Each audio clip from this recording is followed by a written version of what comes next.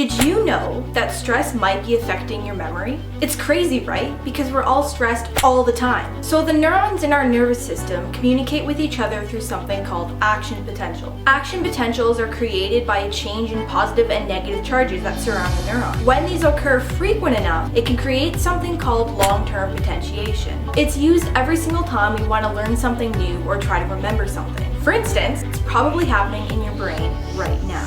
When this happens within certain areas of our brain, our ability to remember things gets turned up. However, get this, different kinds of stress can have different effects on these processes. So the stress you're feeling right now or the stress you felt yesterday might actually be impairing your ability to remember. Immediate stress and things that only last for the short term affect certain areas of our brain. In these cases, the amygdala, which is in charge of emotional learning in our brain, actually gets affected the least. So the emotions that we feel during an acute traumatic event, we will remember the most. Chronic stress can also lead to the blockage of this long-term potentiation. The difference is, though, it's been shown that the suppression can actually last up to 48 hours after the stress is being removed. This means that for a whole 2 days after a bout of chronic stress, our ability to remember things might be impaired. This is why it's super important to make sure you're taking care of yourself both physically and mentally. When you feel yourself starting to get stressed or overwhelmed, please take a moment to stop and recharge and take some time for yourself. Whatever makes you feel whole, take some time to do that. If you'd like to learn more, stay tuned.